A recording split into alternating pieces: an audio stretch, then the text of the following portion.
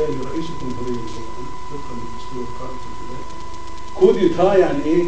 ضربة للمؤسسة، فبيقلب كل موازين المؤسسين ومعنى المؤسسين في التشريع وفي التقويم. فاحنا في حالة انقلاب، أنا ثمن بسيط للمستهدف، وأنا يعلم الله سبحانه وتعالى أنا صادق في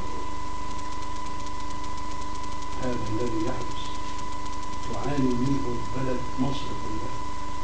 ليس هناك مجال للكلام دلوقتي في الموضوع لما يجي وقت. ولادكم في الصراع اللي بيننا وبين إسرائيل، هذه مهزلة اللي بيحصل. متى تعود مصر مرة أخرى ليكون فيها فصل من السلطات في البلد، يكون فيها حرية وفيها حقيقة. والله اللي مكتوب في الجرنان إن ناس من العرب اللي ساكنين في القدس طلبوا من السلطات الإسرائيلية إنهم يطلقوا على شارع اسمه رابعة، والسلطات الإسرائيلية استجابت. لأن أنا قريت في الأخبار يعني إسرائيل فرحانة برابعة ولا زعلانة من رابعة، دائما يدور لك على مصيبة. وربما تثبت الأيام إن هم ورا المصيبة اللي احنا فيها.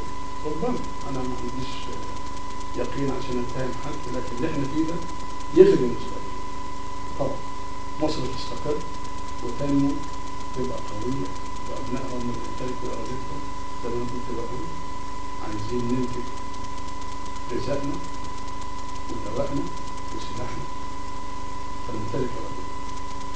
يبقى إسرائيل ملهاش قيمة لو مصر بقت خالص. إسرائيل ملهاش قيمة، هي إسرائيل.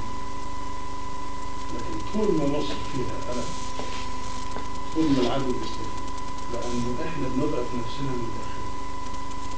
نمشي شوية ونرجع، نمشي شوية ونرجع. فإحنا الأمور هتمشي.